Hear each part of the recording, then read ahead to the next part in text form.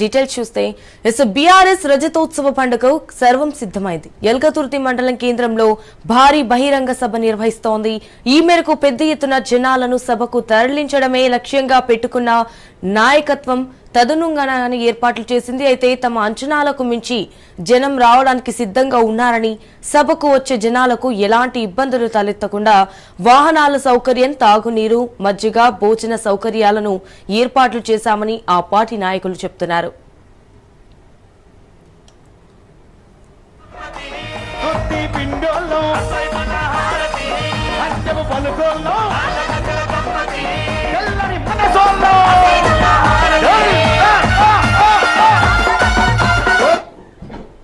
ఈ సభ నిర్వహణకు మొత్తం 1500 ఎకరాల స్థలాన్ని రైతుల నుంచి సేకరించగా ఇందులో సభస్థలికి 170 ఎకరాలు కేటాయించారు. మరో 1200 ఎకరాలు సభాస్థలికి నలువైపులా ఉన్న వరంగల్ రూట్, హుజురాబాద్ రోడ్డు, సిద్దిపేట రోడ్డులో ధర్మసాగర్ వైపు నుంచి ఎల్కతుర్తి మండల కేంద్రం చేరుకునే ఇటు దామర వైపు వాహనాల పార్కింగ్లను కూడా ఏర్పాటు చేశారు. సభా వేదికపై 500 మంది కూర్చునేలా ఏర్పాట్లు చేశారు.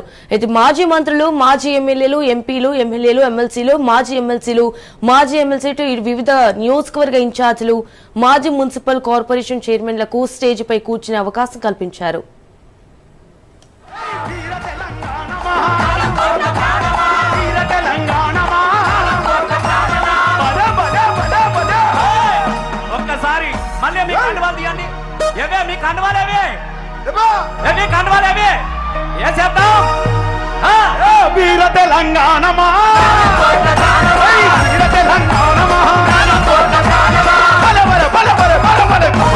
క్యాంపసులో